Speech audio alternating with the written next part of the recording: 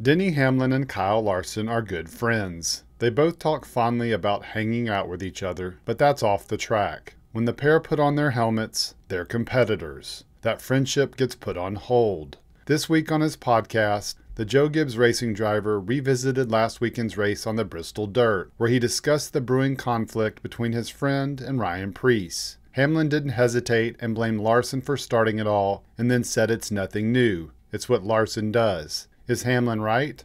The video evidence doesn't lie.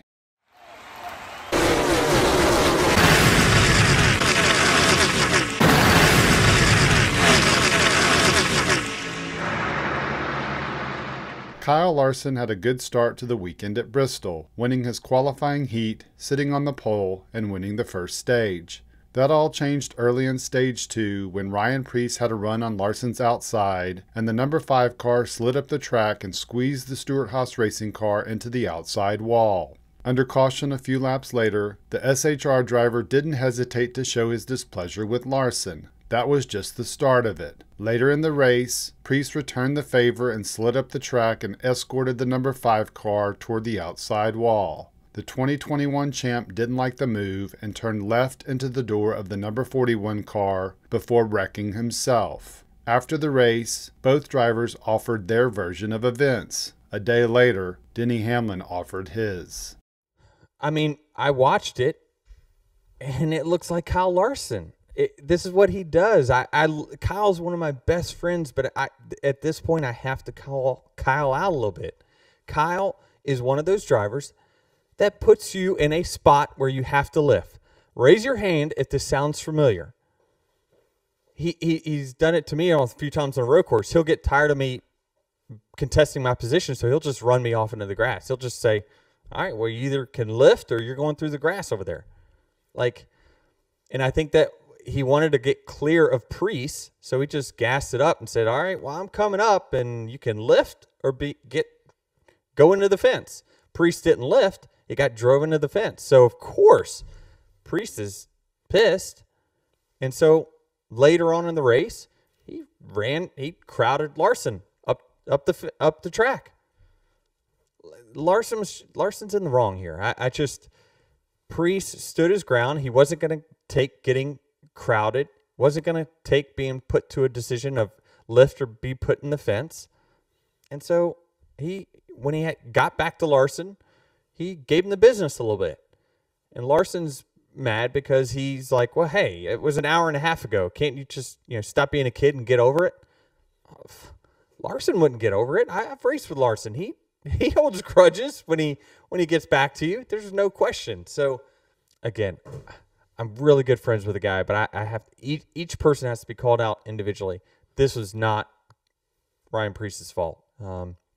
Then you can argue all you want, but then Kyle drove right down the racetrack on the backstretch and tried to door the shit out of the 41 and ended up wrecking himself. Hamlin said a lot there, but one of the things he said is how Larson holds grudges when he gets back to you. Just ask Justin Haley. The Colleague Racing driver found out just how Larson responds to grudges in the season opening exhibition at the Clash last year. That's when Larson incorrectly assumed Haley was the reason he got shoved out wide, when in fact it was Larson's HMS teammate, William Byron, who started the pushing. A turn later, the number 5 responded by making a hard left and directing the number 31 car into the inside wall. This is what Larson unsuccessfully tried to do with Preece at Bristol. And Larson was just getting started. Just a couple of races later at Fontana, he made another move that received a lot more attention at Auto Club when late in the race, he ran teammate Chase Elliott into the outside wall.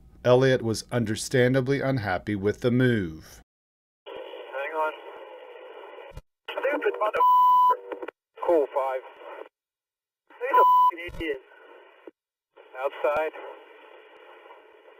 Another one outside here. He broke again. God. Larson, who went on to win the race and blamed his spotter for not giving him the information fast enough, admitted later that it was a tough week at HMS headquarters after the incident. A couple of months later, Larson once again found himself in contention late in the race at Talladega, and once again he found himself running another car into the wall. This time the HMS driver got a 2-for-1 special, wrecking both 2311 racing cars, starting first by running Kurt Busch into the wall, who bounced off and then took out Bubba Wallace.